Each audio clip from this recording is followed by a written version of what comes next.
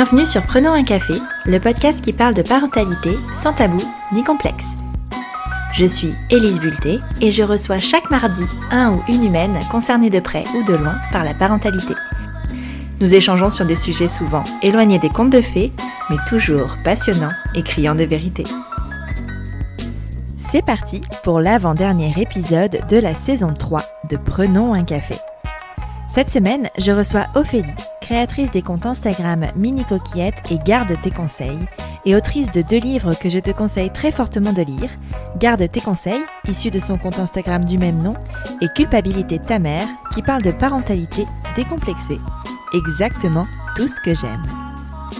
Il y a quelque temps, Ophélie racontait sur ses réseaux l'ambivalence de sentiments qui l'envahissent depuis qu'elle a accueilli son 2e enfant. En effet, il y a un peu plus de 3 mois, Ophélie donnait naissance à un petit garçon, 2 ans après s'être jurée de ne plus jamais réitérer l'expérience de la maternité. Seulement voilà, certaines pulsions ne se contrôlent pas et l'appel de l'utérus, comme elle le dit si bien, a été plus fort que tout. Mais alors comment prépare-t-on son premier enfant à l'arrivée d'un petit frère ou d'une petite sœur ? Quels sont les challenges auxquels nous faisons face au moment de devenir mère une nouvelle fois ? Bien loin de donner des conseils, Ophélie raconte sans filtre cette aventure bouleversante. Tu penses être seule à galérer ? Mets tes écouteurs et prenons un café. Salut Ophélie! Salut Élise! Bienvenue sur Prenons un café. Je suis ravie de te recevoir aujourd'hui pour parler d'un sujet qui intrigue énormément et qui pose énormément de questions chez les parents en général. Mais avant d'aborder ce sujet, est-ce que tu peux te présenter, nous dire qui tu es et ce que tu fais dans la vie, s'il te plaît? Oui, alors moi je suis Ophélie, je suis là parce que je suis maman de 2 enfants, une première qui a 2 ans et un petit deuxième qui va bientôt avoir 3 mois. Et donc je suis active sur les réseaux sociaux, connue sous le nom principalement de Garde tes conseils, ce doux nom poétique. Et j'ai un compte un peu plus perso où je parle de ma parentalité qui s'appelle Mini Coquillette. Je suis autrice de 2 livres, donc un livre sur les conseils non sollicités quand on devient parent qui s'appelle Garde tes conseils, donc qui est tiré du compte Instagram, et d'un 2e livre qui est paru au mois de mars et qui s'appelle Culpabilité ta mère, où je raconte un peu plus mon cheminement en tant que maman dans la parentalité et donc dans tout ce qu'on appelle le maternage proximal aujourd'hui, et donc tout ce que j'ai essayé de mettre en place et qui n'a pas fonctionné comme j'avais imaginé, donc le décalage qu'il y a eu entre la théorie et la pratique de ma parentalité. Ok, top. C'est deux sujets vraiment passionnants et qui parlent énormément quand on devient parent et surtout quand on traîne un peu sur Instagram. Donc, merci de les avoir écrits et de les publier. On va revenir à la genèse, je vais dire, de tout ça. Est-ce que toi, Ophélie, tu as toujours désiré être maman ? Alors pas du tout. Il y a 4 ans en arrière, si on m'avait dit que j'allais être maman un jour, je pense que j'aurais éclaté de rire, vraiment. C'était quelque chose dont j'avais pas du tout envie. Je me voyais pas maman. Et d'ailleurs, ça commençait un peu à faire peur à mon conjoint, qui lui voulait des enfants depuis très longtemps. On est ensemble depuis nos 19 ans. Et donc du coup, lui, il parlait d'enfants déjà au début de notre relation, et moi, c'était hors de question. Jusqu'à il y a 4 ans, en fait, où notre petit neveu est né. Et ça a fait un déclic dans ma tête. Et vraiment, c'est à partir du jour de la naissance de ce petit homme que j'ai tenu dans mes bras pour la première fois le jour de sa naissance, que je me suis dit, ah mais moi aussi, en fait... je veux un bébé, absolument. Et en fait, c'est devenu une idée qui me sortait plus de la tête. Vraiment, à partir de ce jour-là, j'ai voulu un enfant. Est-ce que tu saurais décrire ce que tu as ressenti à ce moment-là ? Ben, pas tellement. En fait, on dit toujours qu'avoir des enfants, c'est une décision rationnelle qui doit être réfléchie, tout ça. Moi, c'était vraiment un truc viscéral, quoi. J'ai l'habitude de dire que c'est mon utérus qui a décidé de mes 2 enfants, et pas mon cerveau. Alors, bien sûr, il y a eu toute une réflexion aussi de est-ce que on peut se le permettre, est-ce que c'est raisonnable d'accueillir un enfant, enfin voilà, tout un cheminement de réflexion, voilà. De questions qui se posent quand on va avoir un enfant. Non, vraiment, là, c'était un truc est plutôt irrationnelle, de dire j'ai envie de sentir un enfant grandir dans mon ventre, d'avoir mon ventre qui s'arrondit, et puis de tenir un petit bébé dans mes bras. Enfin, vraiment, c'était viscéral, quoi. Vrai. Ce jour où j'ai tenu mon neveu dans les bras pour la première fois, j'avais jamais porté de bébé aussi petit, mais ça m'a donné envie, comme une pulsion, d'avoir un bébé. Et c'était vraiment le côté bébé, enfin tu projetais quand même ta maternité un peu plus loin ou c'était vraiment la grossesse et le nouveau-né que tu projetais? Non, en fait, c'était vraiment le nouveau-né que je projetais. Mais je pense que je suis encore un peu comme ça aujourd'hui, c'est-à-dire que ma première fille a 2 ans. Je me projette pas du tout dans 2 ans, par exemple. Pour moi, je suis très... et ça, c'est venu de la parentalité, hein, parce qu'avant, je me projetais beaucoup. Mais depuis que je suis maman, en fait, je vis beaucoup au jour le jour. Et chaque jour, quand je me couche, je me dis, bon, jusqu'ici, ça va. Comment tu as vécu cette grossesse? Est-ce que tu imaginais quelque chose? Est-ce que tu imaginais un idéal, ou pas?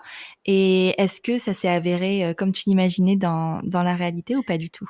Alors j'imaginais ma première grossesse comme un moment hyper chouette, mon ventre allait s'arrondir, j'allais sentir les coups du bébé, j'allais être fraîche comme jamais, j'allais avoir des beaux cheveux, une belle peau, des ongles qui poussent bien et tout. Enfin bon bref, ce qu'on décrit beaucoup dans autour de la grossesse en fait, dans tout ce qu'on peut lire depuis qu'on est enfant.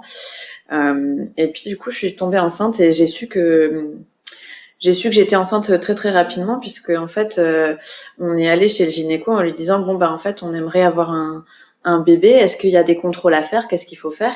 Et donc il nous a dit bah je vais vous faire une échographie et donc il nous fait cette échographie et il nous dit ah bah le bébé est déjà là. Le choc! Le choc et en même temps la joie parce que du coup ben nous on s'était préparé en fait en se disant bah peut-être que ça mettra plusieurs années avant d'avoir un enfant. Enfin on avait dans notre entourage des personnes qui avaient attendu pendant longtemps et qui galéraient en fait à avoir un bébé et donc du coup on était préparé à ça et en fait en sortant de ce rendez-vous on s'est dit oulala bah attends on va pas s'emballer parce que c'est tout neuf donc peut-être que en fait non peut-être qu'en fait il y a rien et puis que c'est pas ça. Et donc on s'est pas emballé jusque quelques jours après en fait où j'étais en rendez-vous avec un client parce que j'étais salariée à l'époque. Et là j'ai eu une nausée hyper violente qui est arrivée d'un coup et ça a été mon premier symptôme de grossesse. Et en fait cette nausée m'a pas quittée pendant plus de 3 mois. J'ai perdu beaucoup de poids. J'étais coincée dans mon canapé parce que j'avais absolument plus la force de me lever. Même boire une demi-cuillère d'eau, c'était un effort qui me faisait vomir. Donc ça a été vraiment très très très difficile. J'ai appris après que ça s'appelait l'hyperémèse gravidique. J'ai pas pu aller travailler du tout pendant le démarrage de ma grossesse parce que je tenais pas debout en fait. Et puis quand j'en suis sortie, parce que je fais partie des femmes chez qui ça a duré seulement 3 mois, il y en a chez qui ça dure jusqu'à la fin de la grossesse, mais moi j'ai eu la chance que ça dure seulement 3 mois. On va dire ça comme ça, même si c'était un moment terrible à vivre. En fait, quand j'ai pu en sortir, mon col a commencé à s'ouvrir par l'intérieur en entonnoir, et donc du coup j'ai été j'ai pas été alitée complètement, mais en fait, on m'a recommandé de rester allongée pour pas que ça empire. Et donc, du coup, finalement, j'ai passé presque toute ma grossesse allongée dans mon canapé. Ça a été très dur psychologiquement à vivre. Et donc, du coup, j'ai détesté être enceinte.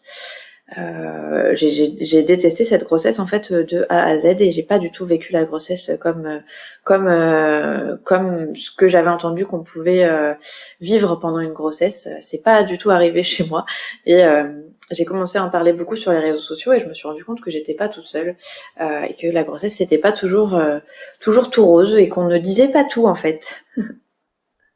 Mais donc du coup, tu découvres ça, enfin cet aspect-là de la grossesse, tu dis tu en parles sur les réseaux sociaux.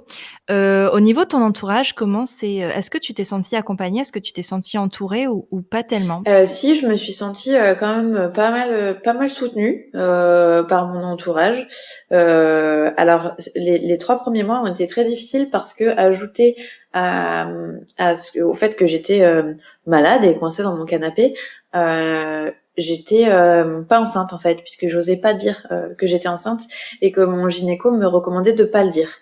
Parce que ça faisait pas 3 mois en fait. Et du coup, j'ai vécu toute l'invisibilisation de mon premier trimestre de grossesse et ça a rajouté en fait de la difficulté à ce que j'étais en train de vivre parce que je pouvais pas dire à mes amis que j'étais enceinte, j'osais pas en fait.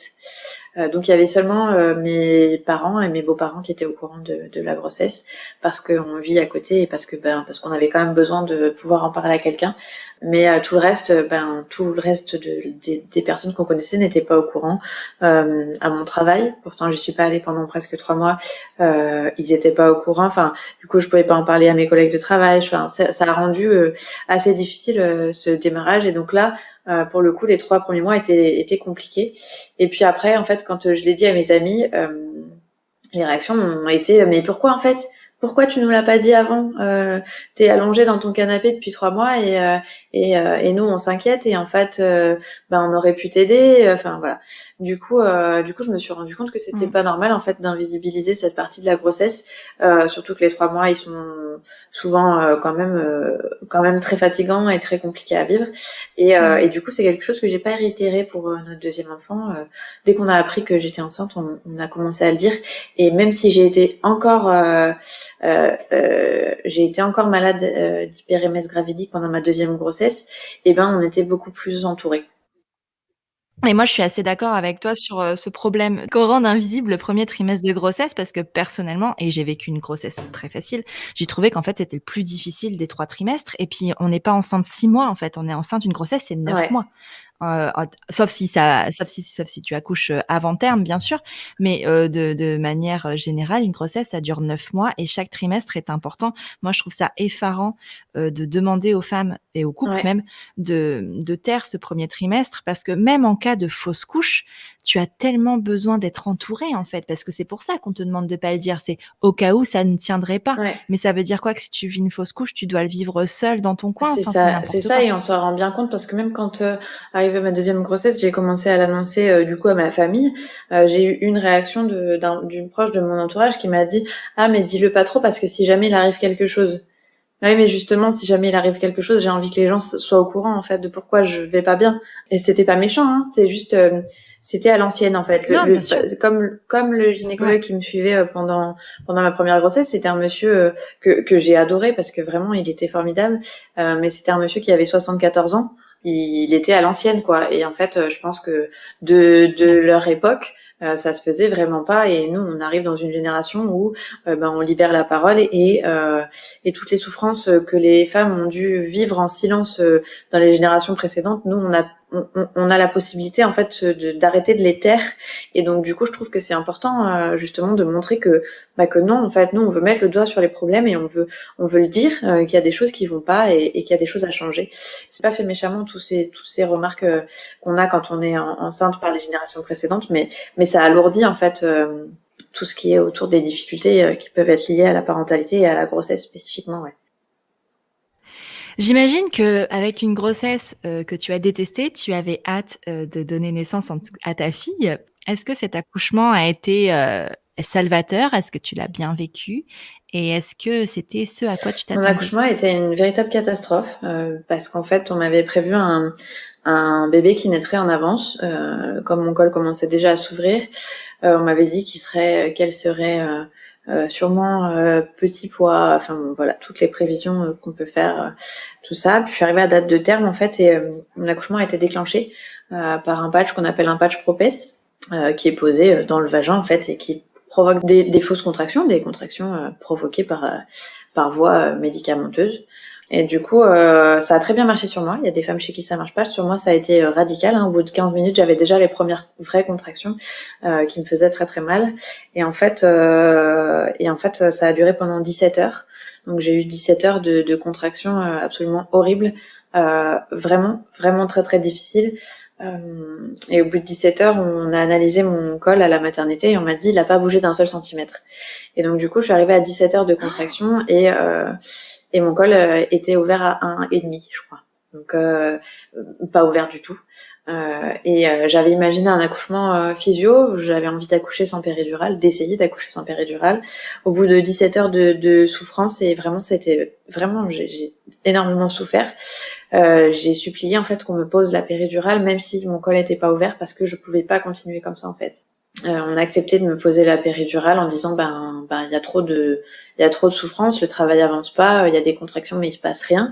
La péridurale a été posée et à partir de ce moment-là, je me suis détendue et mon col s'est ouvert seulement à partir du moment où la péridurale a été posée. Et j'ai accouché 8 heures après. Donc c'est un accouchement qui a duré 26 heures. Et qui a été où j'ai beaucoup souffert et du coup ça a été très difficile parce que une grossesse que j'ai détestée plus un accouchement difficile, ça du coup le démarrage de ma parentalité était pas du tout comme je l'avais imaginé. Et j'ai beaucoup pleuré en repensant à mon accouchement. Ça a été très dur à vivre, d'y repenser pendant plusieurs mois. Ça a été dur pour moi et ça a été dur pour mon conjoint. Je pense qu'on n'en parle pas assez, ça aussi, que les papas, quand il y a des accouchements difficiles et qu'ils n'ont pas été préparés à ça, ils sont impuissants en fait. Et du coup, ça a été difficile pour nous deux. Et là, moi, je me suis dit, en fait, je refais plus jamais ça. Plus jamais je veux tomber enceinte et plus jamais je veux accoucher, en fait, parce que c'est horrible. Et 15 mois après, j'ai été enceinte du deuxième. C'est fou ça. Toi, tes envies de bébé, elles viennent pas de ton cerveau, elles viennent de ton utérus, vraiment, c'est ça, c'est une pulsion de vie qui se met C'est en toi, ça. en fait, un Il peu. s'est passé exactement la même chose pour mon deuxième enfant, hein. Jusqu'aux 14 mois de ma fille, je disais que je voulais pas de deuxième bébé. Moi, je me voyais très bien avec un enfant unique. J'avais pas de problème avec ça. Je me voyais déjà sans enfant au départ. Donc, un enfant unique, ça me posait aucun souci. Et aux 14 mois de ma fille, j'ai dit, mais en fait, je veux un deuxième bébé, en fait. Voilà. Je veux ce deuxième enfant. Donc, il s'est passé le même processus avec mon conjoint. On a quand même réfléchi à est-ce que c'était raisonnable, est-ce que voilà. Lui, pas de problème, hein, parce que lui, il se voyait très bien avec plusieurs enfants depuis plusieurs années déjà. Donc, de son côté, c'était déjà réfléchi. La grossesse et l'accouchement Et ben l'avaient non, pas refroidi? ça l'avait pas refroidi. Je pense que en fait, du coup, il était préparé à ce que ça puisse se passer la même, pareil, et que du coup, il savait que lui, il avait un rôle important et qu'il pouvait faire les choses autrement pour être plus soutenant. Pas pendant la grossesse, parce que pendant la grossesse, vraiment, il a été parfait, mais du coup, on avait déjà un premier enfant à gérer, donc ça rend quand même les choses différentes. Et donc, il savait comment ça pouvait se passer, comment je pouvais souffrir, et à quel point il allait devoir jouer un rôle important pendant la grossesse pour pouvoir s'occuper de notre fille en fait et faire ça correctement et soulager ma fatigue et toute la souffrance qui est liée à l'hyperémèse gravidique que j'ai eu une deuxième fois du coup. Et c'était hors de question pour lui de revivre un accouchement où il était passif. Et donc, du coup, il avait très envie de se préparer autrement à vivre un accouchement où lui aurait un rôle et où il saurait quoi faire et quoi dire. Est-ce que tu dirais que pendant ces 15 mois du coup de maternité, enfin depuis ton accouchement jusqu'à cette envie de deuxième enfant, tu as aussi toi cheminé parce que tu as certainement appris des choses aussi sur la maternité, sur Mmh. l'accouchement, sur la physiologie de l'accouchement, sur Mmh. comment ça aurait pu se passer. Est-ce que ça a été quelque chose qui s'est produit chez Oui, toi? alors du coup, mon premier accouchement m'a fait beaucoup réfléchir et j'ai eu envie de savoir en fait pourquoi ça s'était passé comme ça. Est-ce que c'était normal? Pourquoi est-ce que j'étais déclenchée? Est-ce que j'aurais pu ne pas être déclenchée? Enfin, tout un tas de questions auxquelles j'avais besoin d'avoir des réponses. Du coup, j'ai commencé à me renseigner, à discuter de déclenchement, de droits des femmes, de ce qu'on avait le droit de faire, ce qu'on n'avait pas le droit de faire. Enfin voilà, ce qui était risqué, pas risqué, tout ça pendant un accouchement. Et je me suis rendu compte que mon premier accouchement aurait pu se passer autrement si j'avais eu plus de connaissances en fait que juste ce que m'avait transmis la sage-femme libérale qui me suivait à l'époque. C'était clair pour moi que si il devait y avoir un deuxième enfant, les choses seraient faites différemment euh, pour mon accouchement. Et donc du coup, le jour où j'ai fait mon test de grossesse et où ce test de grossesse a été positif, j'ai appelé la maison de naissance la plus proche de chez nous et je leur ai demandé si je pouvais accoucher en maison de naissance parce que il fallait que ça se passe autrement et il fallait que je répare l'accouchement que j'avais vécu vraiment comme un ratage d'accouchement. Pour moi, c'était très dur parce que pour moi, c'est un accouchement raté et j'avais besoin que ça se passe autrement pour un peu réparer les morceaux brisés que j'avais besoin de recoller en fait suite à ce premier accouchement. Du coup, on a fait vraiment les choses différemment. On s'est beaucoup renseigné, on a eu beaucoup d'informations sur, comme tu dis, le processus de l'accouchement, comment ça se passe, comment est-ce que fonctionne le corps de la femme quand il y a un accouchement, voilà. Et ça a été génial en fait. Vraiment, la préparation a été formidable, autant de mon côté que du côté de mon conjoint. Mon conjoint qui m'a dit mais pourquoi tu veux accoucher sans péridurale? Mais attends, tu te rends compte ce que t'as vécu pour le premier accouchement? T'as supplié pour avoir la péridurale et maintenant tu veux un deuxième accouchement sans péridurale, mais qu'est-ce qui t'arrive? Du coup, j'avoue que ce projet, il l'a trouvé un peu fou au départ. Et finalement, plus la préparation avançait, et plus tous les deux, on avait hâte d'être à l'accouchement pour voir comment ça allait se passer, en fait. On revient sur ta deuxième grossesse. On a décidé de faire cet épisode ensemble pour parler justement du deuxième. Donc on va parler deuxième grossesse, deuxième enfant. Qu'est-ce qui diffère entre une première grossesse et une deuxième grossesse? Il y a des choses qui tout de suite sautent aux yeux, parce que moi j'en ai vécu qu'une, tu vois. Et moi je désire pas d'autres enfants. Tu vois, moi l'appel de l'utérus, il est pas venu. Je sais pas s'il viendra un jour. Mais pour une mère d'un enfant unique et qui restera probablement unique, à mes yeux, moi je vois que l'aspect négatif d'avoir un deuxième Ouais. enfant, à savoir c'est difficile de vivre une grossesse avec un autre enfant à gérer qui prend ton énergie. C'est difficile tu peux pas être aussi présent à ta grossesse et à ton bébé que lorsque c'est le premier. Est-ce que c'est vrai ce que je pense? Oui, c'est vrai.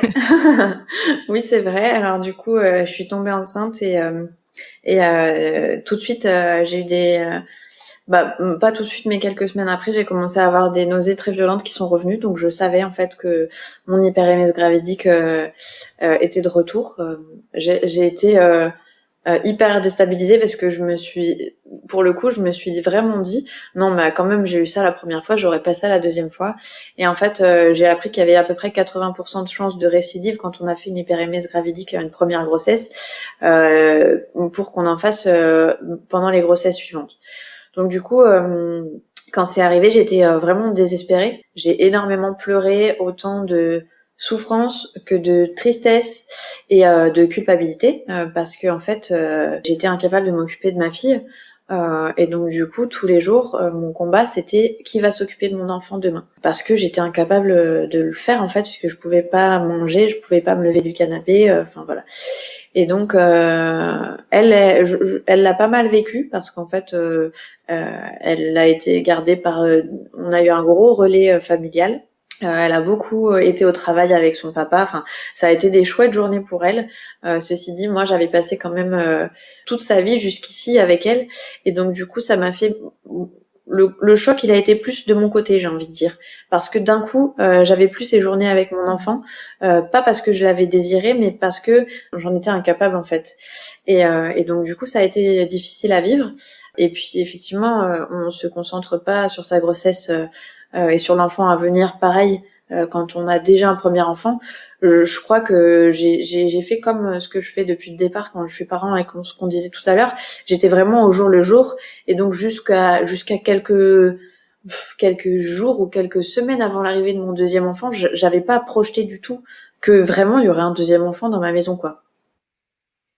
Est-ce que tu voyais, là c'est gros retour d'expérience, moi quand je dis que je veux pas d'autres enfants, on me dit que je veux pas offrir ce cadeau d'un petit frère ou d'une petite sœur à ma fille. Est-ce que toi tu voyais l'arrivée de ce deuxième enfant comme un cadeau pour ta fille, ou alors tu te sentais justement comme un acte un peu plus entre guillemets, et je mets des gros guillemets parce que je vois pas d'autres mots, plus égoïste pour vous en fait en tant que Alors moi, couple? je l'ai vu plutôt comme la deuxième option. Je l'ai pas du tout vu comme un cadeau pour ma fille. Je l'ai vu comme quelque chose qu'on lui imposait alors qu'elle était encore toute petite. Euh, un deuxième enfant, c'est jamais un choix du premier enfant. Le premier enfant, pour lui, c'est quelque chose qui arrive.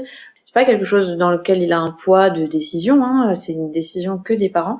Et donc moi, je l'ai vu vraiment comme quelque chose qu'on lui imposait et qui était difficile pour elle, parce que elle était fille unique jusqu'à là, et elle allait devoir partager ses deux parents.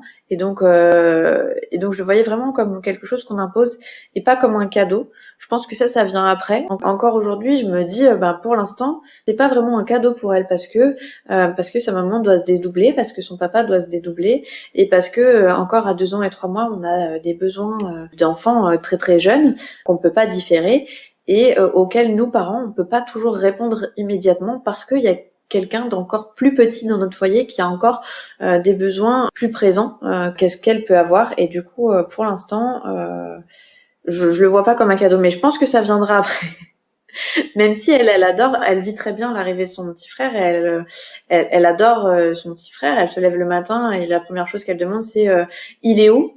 C'est trop chou parce qu'elle arrive dans la chambre et elle lui dit oh mon bébé d'amour. Elle lui fait des câlins et elle est vraiment contente de le retrouver tous les jours. Mais pour moi, il y a encore cette partie de c'est difficile de se séparer en deux, surtout quand moi je suis toute seule avec les deux enfants, pour dire ok alors là. Il y a les deux qui pleurent en même temps, qu'est-ce qu'il faut que je fasse, quelle est la meilleure décision pour tout le monde, quoi. Oui, surtout que comme tu disais, à 2 ans, c'est quand même, l'autonomie est pas vraiment là encore. Un peu plus qu'un nouveau-né, ça c'est sûr, mais le côté rationnel est pas là. Tu peux pas dire, «Ben écoute, je suis désolée, mais je dois m'occuper de ton petit frère qui a un besoin» et d'expliquer avec des mots. C'est difficile, je trouve, à entendre à Ouais, 2 ans, ce c'est genre de super choses. difficile à entendre à 2 ans. Et puis je sais pas dans quelle mesure c'est compris en plus. Comment est-ce qu'elle le comprend? J'ai pas envie Ouais. qu'elle se sente rejetée face à son petit frère. Donc vraiment, il y a des situations que je trouve très compliquées à gérer au quotidien. Même si c'est effectivement beaucoup de joie d'avoir deux enfants et de voir que elle est aussi contente de voir son frère. Et lui, il a Dieu que pour sa sœur. Quand sa sœur est dans la pièce, il est tout sourire. Mais pour moi, en tant que parent, ça reste un équilibre à trouver qui est souvent un peu instable, j'ai envie de dire. On va revenir sur ton accouchement parce que tu disais que tu souhaitais profondément que ton deuxième accouchement répare le premier. Est-ce que ça Oui. a été le cas? Oui, ça a été le cas parce que j'ai réussi à aller jusqu'au bout du projet d'accouchement sans péridurale et parce que ça a été une expérience qu'on n'oubliera jamais. Ça a été vraiment génial et vraiment très différent. La plus grosse différence, c'est qu'on avait le contrôle sur tout parce qu'on savait, on avait l'info et du coup on savait par quelle phase on allait passer. Enfin, ça a été vraiment un accouchement qui a aussi duré 26 heures. Donc, je pense que je suis programmée pour des accouchements de 26 heures, moi. Mais du coup, ça a été très long, ça a été épique parce qu'on est parti à la maison de naissance, on a fait une nuit à la maison de naissance. Au petit matin, on a été renvoyé chez nous parce que le travail n'avançait plus. On habitait à 3/4 d'heure de voiture, donc c'était quand même une expérience. J'avais encore des contractions, mais le col s'ouvrait plus. J'ai fait la phase de désespérance chez moi. C'est mon conjoint qui a insisté pour qu'on retourne à la maison de naissance en disant il faut qu'on y aille là parce que tu vas accoucher, parce qu'il savait en fait, il connaissait l'état dans lequel j'allais être et il savait que c'était le moment. Et donc moi j'ai géré mon corps, j'ai géré toute la partie de la naissance du bébé, voilà, de l'expulsion on va dire. Et lui il a géré toute la logistique et il a fait tout ce qu'il pouvait pour me soulager. Et vraiment ça a été un travail d'équipe et ça a été une expérience incroyable. C'est ouf parce que je crois que la seule raison pour laquelle je ferai un deuxième enfant aujourd'hui, c'est pour connaître ça. Parce que, ça a l'air incroyable un accouchement avec la physiologie, respectée, ça a l'air complètement Ouais, fou. alors pour le coup, du coup, moi j'ai eu les deux expériences. C'est vraiment s'il fallait accoucher de nouveau, ça serait sans hésiter, sans péridurale. Vraiment, sauf s'il y avait un problème médical qui contraignait, bien sûr, à une médicalisation de l'accouchement. Accoucher sans péridurale, ça a été beaucoup plus facile que d'accoucher de façon médicalisée, en fait. Tu dirais que ça s'est ressenti aussi sur ton Les postpartum? 2 fois, mon corps a été hyper sympa en postpartum. La première fois, en fait, le 1er truc qui, moi, m'a scotché, c'est que en fait, j'ai accouché et les 2 fois, presque le lendemain, j'avais le ventre plat. Et en fait, les 2 fois, ça m'a bluffé, quoi. Je suis rentrée chez moi et bim, il y avait plus rien, quoi. Euh, et donc ça, c'est le premier truc parce que je pense que vraiment, ça aurait été difficile pour moi d'avoir un ventre rond pendant plusieurs semaines, voire plusieurs mois. Et donc du coup, j'étais contente que la grossesse soit derrière moi et que j'ai plus besoin d'y penser du tout. J'ai jamais vécu ce qu'on dit là, Le Voilà, syndrome c'est du ça. ventre Ça, vide? je l'ai absolument jamais vécu, tellement j'ai détesté les 2 fois être enceinte. Et du coup, je me suis dit: «Bon, bah, mon corps a bien compris que je détestais, la grossesse et du coup, il fait tout pour, que ça se voit plus du tout». Le truc pour lequel j'ai plus souffert les 2 fois et vraiment, la première fois, j'étais, presque en colère en me disant: «Mais on m'a arnaqué, on m'a pas dit», c'est les tranchées.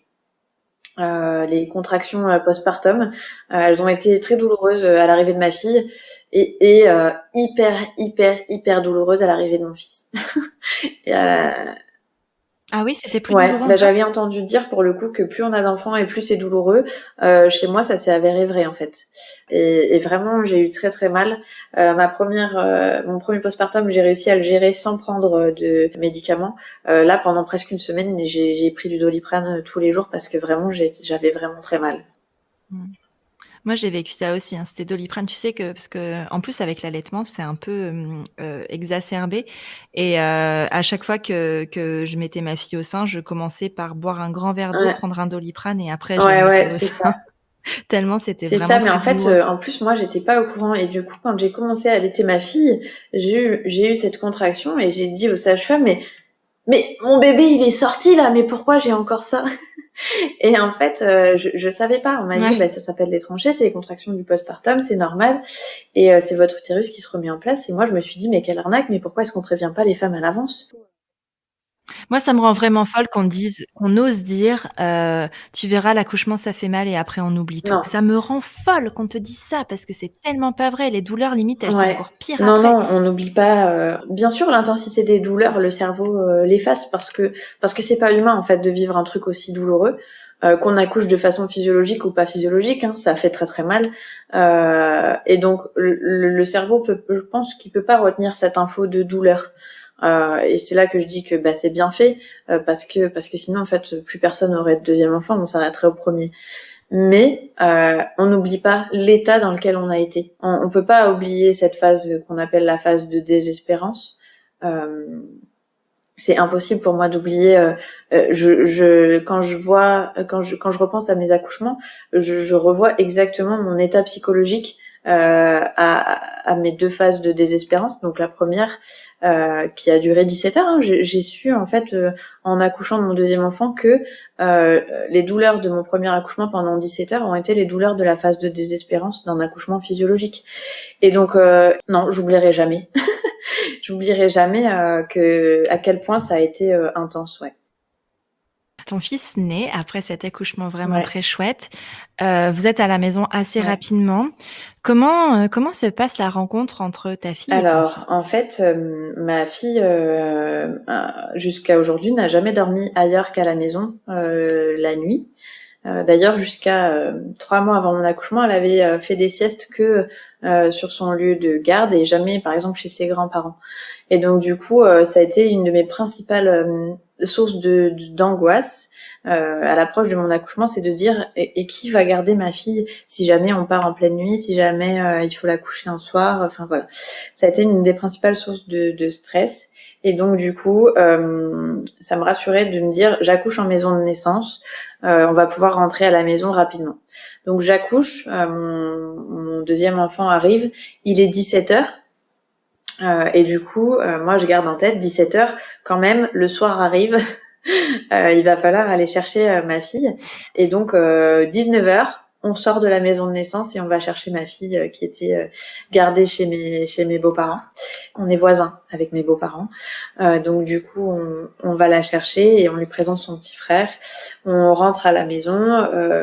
On pose le cosy de son petit frère qui était encore, lui, il était encore presque dans mon ventre, quoi. Ça faisait 2 heures qu'il était sur Terre. Et donc, elle lui a sauté dessus. Elle était super contente de le voir. Et ça me tenait vraiment à cœur, en fait, qu'elle soit à la maison et qu'elle rentre à la maison avec nous. Et pas qu'en fait, elle arrive à la maison et que son petit frère soit déjà là. Dans ma tête, c'était hyper important. Il fallait pas qu'elle ait l'impression que son petit frère ait pris sa place pendant qu'elle était gardée ailleurs. Pour moi, il fallait que les 2 enfants Ouais. rentrent dans la maison en même temps. C'était symbolique. Elle était au courant que tu étais partie, donner Oui, parce naissance qu'en à son plus, petit on est frère? parti le soir. C'était le jeudi soir. J'ai commencé à avoir des contractions. Et du coup, en la couchant le soir, en lui racontant son histoire du soir, je lui ai dit, tu sais, là j'ai des contractions, j'ai l'impression que le bébé va bientôt arriver, c'est possible qu'on parte dans la nuit et que demain, quand tu te réveilles, ce soit ta mamie qui soit là et pas nous. Donc je l'avais prévenu en fait le soir. Et donc ça s'est effectivement passé comme ça, puisqu'on est parti dans la nuit et que le matin c'était sa mamie qui était là, donc elle s'est réveillée, c'était sa mamie. Et en fait, nous on est revenus de la maison de naissance quand on a été renvoyés chez nous.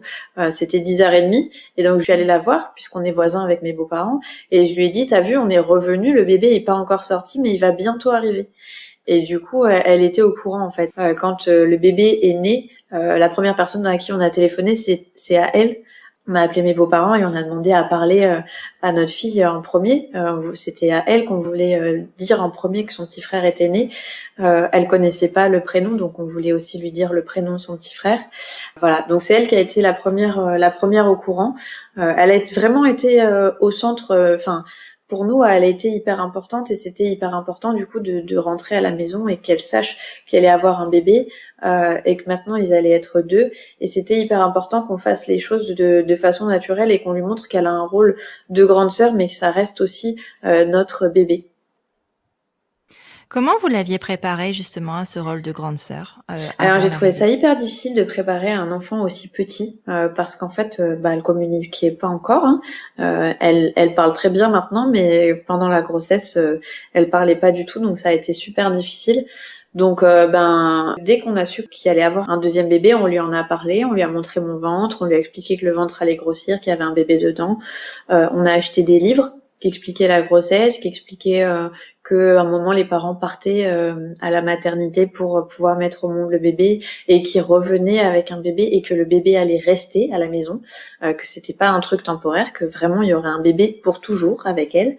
Donc on lui a lu ces livres sans forcer, c'est-à-dire que vraiment on a laissé les choses se faire naturellement, on a posé les livres dans sa bibliothèque et c'est elle qui allait les chercher quand elle avait besoin qu'on lui réexplique, qu'on relise, enfin voilà.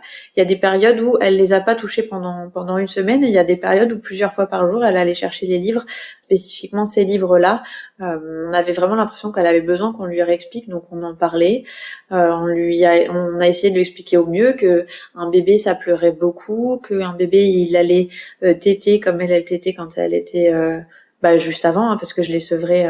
Elle avait 19 mois, donc j'ai été enceinte quand elle a été sevrée, mais que du coup le bébé il allait boire du lait au sein. Enfin voilà, on a essayé de lui expliquer plein de choses, tout en gardant en tête qu'elle était petite et que donc du coup on n'avait pas idée de ce qu'elle retiendrait ou de ce qu'elle allait comprendre. On lui a montré des copains de l'endroit où elle était gardée qui avaient aussi des petits frères ou des petites sœurs. Enfin voilà. On n'a jamais bien su ce qu'elle avait compris parce qu'elle nous l'a pas verbalisé, mais en tout cas on était assez serein, j'ai envie de dire, sur le fait de lui avoir bien expliqué ce qui allait se passer. Est-ce que tu as ressenti cette préparation à l'arrivée de son petit frère? Est-ce que tu as ressenti justement qu'elle avait compris des choses ou alors elle a eu une réaction à laquelle tu Elle a su t'attendais tout de pas? suite que c'était son petit frère, elle a compris tout de suite. Elle a mis un peu plus de temps à comprendre qu'il y avait plus personne dans mon ventre. Elle continuait à toucher mon ventre en disant qu'il y avait un bébé dedans. Donc ça a été un peu plus long de comprendre que non, en fait, c'était ce bébé-là qui était dedans et qu'il était sorti maintenant. Après, j'ai envie de dire, ça a été assez facile comparé à ce à quoi moi je m'attendais. Elle a été vraiment dans l'accueil du bébé. Enfin, vraiment, elle l'a très bien accueilli. Elle a été super douce avec lui tout de suite. Vraiment, ça a été des chouettes moments la journée. Parce qu'en fait, on s'est rendu compte qu'elle extériorisait toutes Ouais. ses émotions la nuit. Et donc, du coup, les nuits étaient et sont toujours compliquées avec notre fille, plus qu'avec notre petit bébé, parce que en fait, elle extériorise beaucoup ses émotions la nuit. Et avant la naissance, ses nuits étaient Non, plus correctes? vraiment, le sommeil est un sujet assez compliqué avec notre fille. On ne sait pas comment ça sera avec notre fils, mais avec notre fille, c'est assez compliqué. Quand je l'ai sevrée de l'allaitement, parce que j'en pouvais plus, j'étais vraiment très très fatiguée.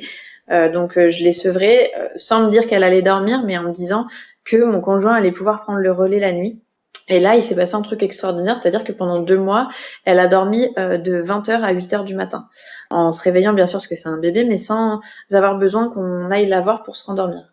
Donc du coup, pendant 2 mois, il s'est passé ça jusqu'à un jour où elle s'est réveillée en hurlant, sans que ce soit des terreurs nocturnes, puisque en fait, on a travaillé avec des personnes spécialisées dans le sommeil pour essayer de comprendre ce qu'elle avait. Donc c'était pas des terreurs nocturnes, et elle se mettait à pleurer, et on avait l'impression vraiment qu'elle avait peur de se rendormir. Et donc ça a duré bien 2 mois, plusieurs heures par nuit, c'est-à-dire que parfois on était réveillés pendant 3 ou 4 heures la nuit, avec un bébé qui se mettait à hurler dès qu'on éteignait la lumière pour essayer de la rendormir. Ça s'est un peu apaisé à l'arrivée de la fin de la grossesse, mais il y a toujours des réveils qui sont pas des réveils calmes, des réveils où on sent qu'il y a des émotions très fortes et avec lesquelles elle sait pas à quoi faire, quoi. Et ça, avec, parce que quand tu as un nouveau-né qui arrive à la maison, la fatigue, c'est quand même le gros sujet.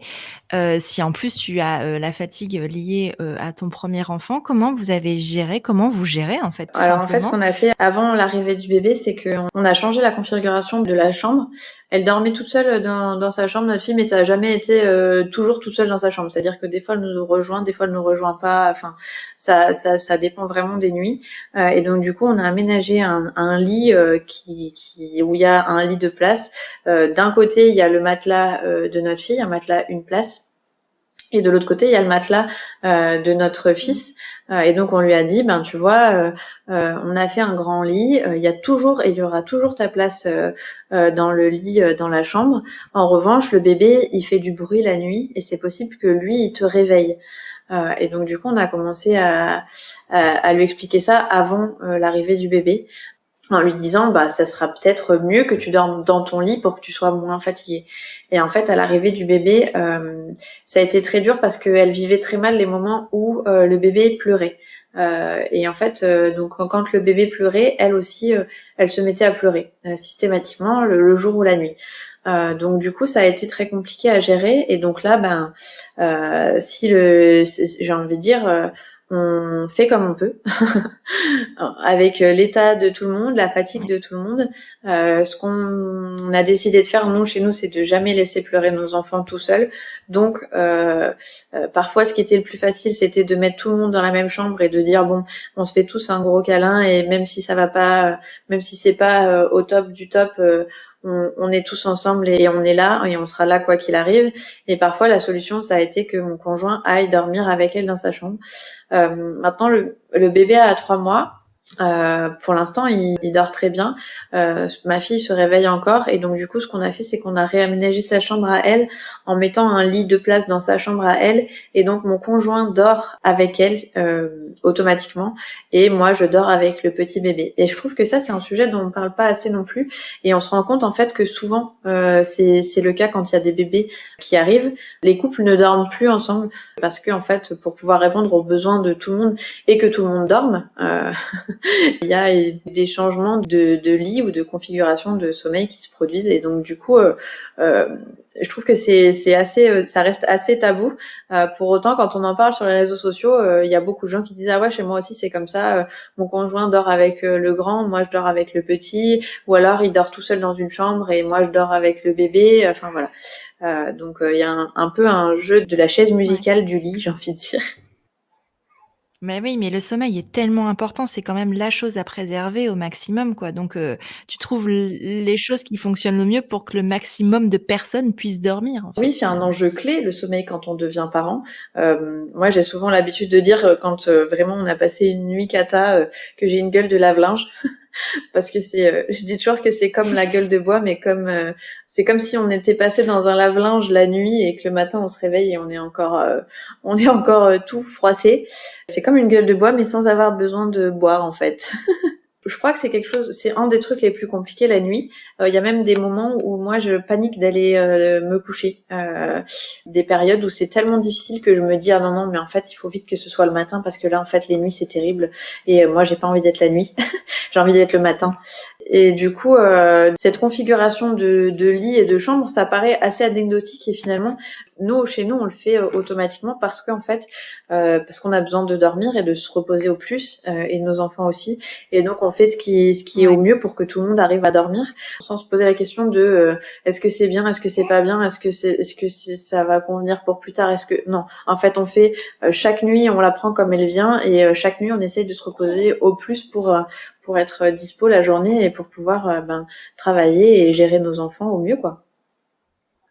Ouais, oui, parce qu'il y a ça aussi la journée et que vous êtes tous les 2 dans des professions, hyper prenantes qui, dans lesquelles le congé maternité n'existe pas spécialement Ouais, et le congé deuxième ouais, parent non plus ouais, c'est ça. finalement.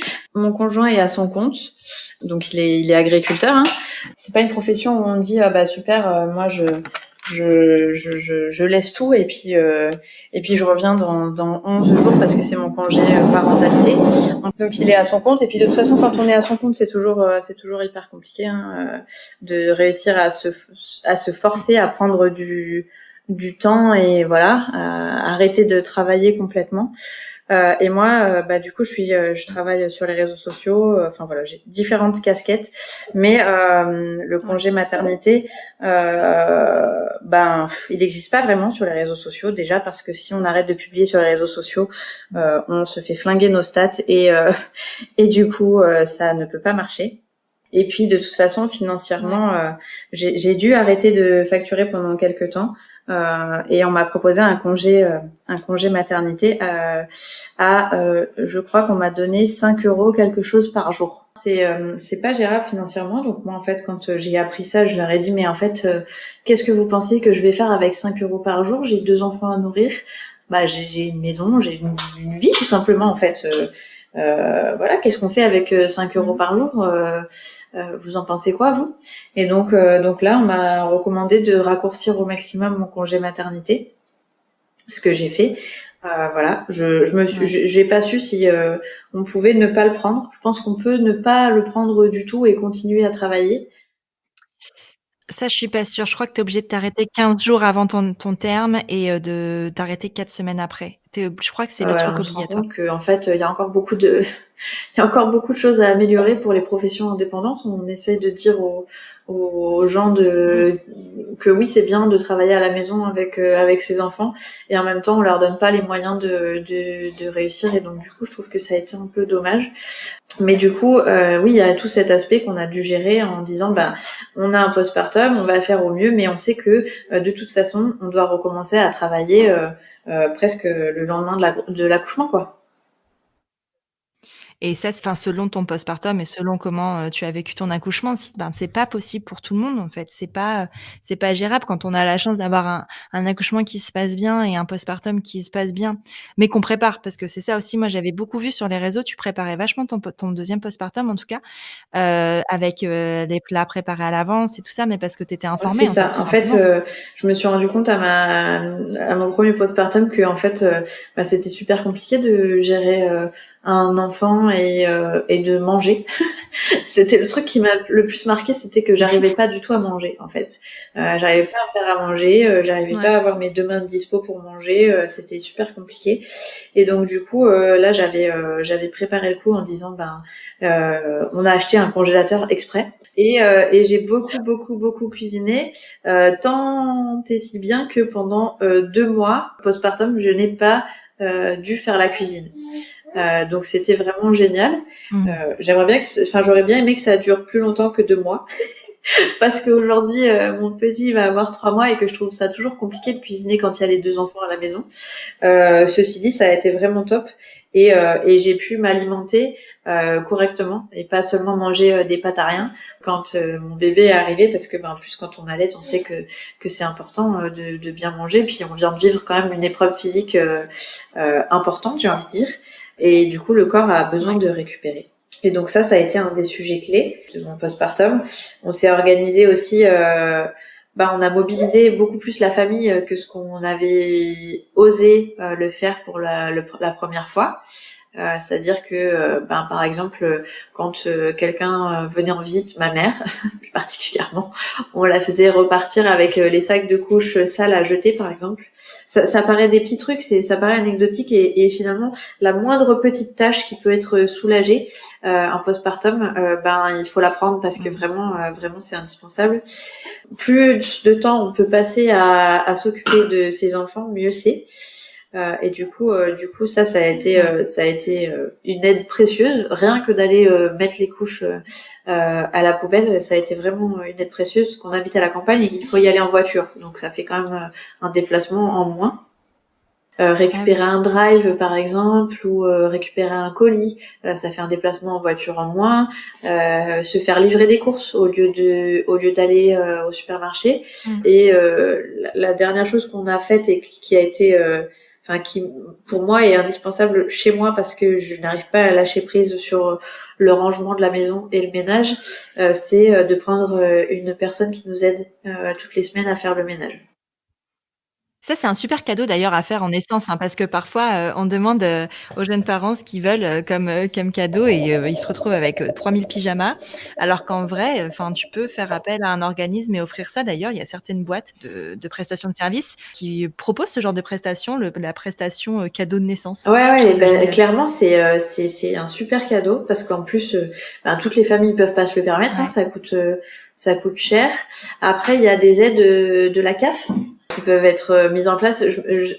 Pour le coup, j'avoue que je me suis pas renseignée sur les aides qui peuvent être mises en place, mais je sais que quand on a un enfant ou plusieurs enfants ou qu'on a une grossesse ou que voilà, il peut y avoir des aides qui sont mises en place par la CAF pour avoir justement des aides. C'est pas seulement des aides ménagères. Il me semble qu'il y a des aides aussi pour garder les enfants ou emmener les enfants à l'école. Enfin voilà, ce genre de choses qui peuvent être mises en place et je pense que c'est intéressant de regarder si on en a des besoins. Ouais. Pour terminer, parce qu'on va arriver à la fin de notre échange, qu'est-ce que tu retires de plus positif dans cette expérience d'avoir 2 enfants et le côté le plus Le plus négatif? négatif, je dirais, ce que moi je vis le plus difficilement, c'est que ma fille me manque vraiment beaucoup. Pour moi, c'est très difficile en fait d'avoir très très peu de moments où je peux être seule avec elle. Et ça serait le point le plus négatif. Mais je sais que ça va s'améliorer et que le bébé pour l'instant est tout petit, mais qu'il va grandir et que je pourrais aussi avoir ce temps avec ma fille où je pourrais repasser du temps plus long toute seule avec elle, même si depuis le départ c'est quelque chose d'important pour moi et donc chaque jour j'arrive à prendre au moins une demi-heure à 45 minutes à être toute seule avec elle. Mais partir une après-midi par exemple, faire un truc que avec ma fille, ça c'est quelque chose dont j'ai très envie et qui me manque beaucoup. Donc ça serait le point le plus négatif, le plus dur à gérer pour moi, j'ai envie de dire. Et le plus positif, c'est quand je vois mes enfants, la façon dont mon fils regarde ma fille avec son grand sourire et la façon dont elle lui fait des bisous en lui disant mon bébé d'amour. Vraiment, c'est très très beau à voir. Et enfin, dernière chose, et je sais que tu en as parlé sur les réseaux il y a pas très longtemps, quid d'un troisième appel de Alors mon l'utérus? troisième appel de l'utérus arrivera peut-être, mais mon cerveau a décidé et clôturera cette décision. Il y aura pas de troisième enfant parce que pour plusieurs raisons qui sont en fait que moi je sens que je suis au bout de mes capacités émotionnelles. Je suis très vite submergée par les émotions, les bruits forts. Enfin voilà, il y a plein de choses qui font que je suis très vite submergée par les émotions. Et là, je sens que un troisième enfant, je pourrais pas gérer émotionnellement. Et je sens aussi que je pourrais pas donner tout ce que j'arrive là à donner à mes deux enfants. J'ai l'impression que j'arriverai pas à me diviser en trois. Pour autant, j'ai pas eu de mal à me dire, à vivre au jour le jour en me disant, ouais, il y aura deux enfants, ça va le faire. Pour autant, un troisième enfant, il est pas envisageable pour moi. Et pour que mon utérus ne décide pas à la place de mon cerveau, cette fois-ci, j'ai décidé de pratiquer une stérilisation définitive, donc une contraception définitive en me ligaturant les trompes, voilà, d'ici les 1 an de mon bébé. Ouais. On pourrait presque refaire un épisode sur ce sujet parce que t'as déjà J'ai commencé mon les premier démarches ou pas rendez-vous encore? lundi. Parce que j'aimerais vraiment, moi, beaucoup connaître comment ça se passe parce que je sais que pour beaucoup de femmes, c'est une grande difficulté d'obtenir cet accord, en fait, cette possibilité, d'avoir recours à une stérilisation définitive parce qu'apparemment le corps médical sait mieux que toi ce que En tu fait, désires. alors je pense qu'il y a deux choses quand on. Mais alors, du coup, ouais, on pourra refaire un épisode parce que ça me paraît intéressant. Mais du coup, je pense qu'il y a deux choses. Il y a la première chose, c'est que il y a des femmes a priori qui font cette démarche et qui ensuite regrettent et je sais pas du tout le quantifier, mais qui ensuite décident d'avoir un enfant. Et donc du coup, a priori, ça arrive. Je dis a priori parce qu'en fait, c'est des messages que je reçois sur les réseaux sociaux qui me disent que c'est arrivé à quelqu'un de leur entourage. Et donc du coup, je sais pas à quel point c'est vérifiable, vérifié ou véridique, mais du coup, ça pourrait faire partie de la décision des médecins de ne pas le faire. Et donc là, dans ce cas-là, oui, ils se mettent à notre place en disant qu'ils savent mieux que nous ce qui va se passer ensuite dans notre vie. Et la deuxième chose, en discutant avec ma sage-femme, elle me disait qu'il y a aussi le côté, ils se protègent juridiquement. C'est-à-dire que si quelqu'un regrette ensuite pour pas qu'il puisse être attaqué de quelconque manière, il se protège. Bah, merci, c'était vraiment très chouette. Merci pour ta transparence et cet échange, que j'ai beaucoup apprécié. J'ai adoré te rencontrer, donc merci pour ça. Si on veut te suivre, si on veut te retrouver, par où ça se passe? Sur les réseaux sociaux, du coup, mes deux comptes, c'est Garde tes conseils tout attaché ou Mini Coquillette. J'espère que ce nouvel épisode t'a plu. Si c'est le cas, je t'invite à mettre des étoiles et des commentaires sur Apple Podcasts ou iTunes pour m'aider à mettre en avant le podcast. Tu peux aussi soutenir Prenons un café sur Tipeee. J'ai très envie d'emmener le podcast encore plus loin, mais pour ça, j'ai besoin de toi. Alors si le cœur t'en dit, tu peux entrer dans l'aventure avec quelques euros. En échange, de nombreuses contreparties trop sympas t'attendent. Rendez-vous sur la page Tipeee de Prenons un café. Tu es sur Prenons un café, le podcast qui parle des sujets de parentalité en toute transparence, sans tabou ni complexe. Je te retrouve mardi prochain pour le dernier épisode de la saison 3. Un épisode très spécial, alors abonne-toi à Prenons un café sur ton appli de podcast préféré pour ne pas le manquer. D'ici là, prends bien soin de toi autour d'un café.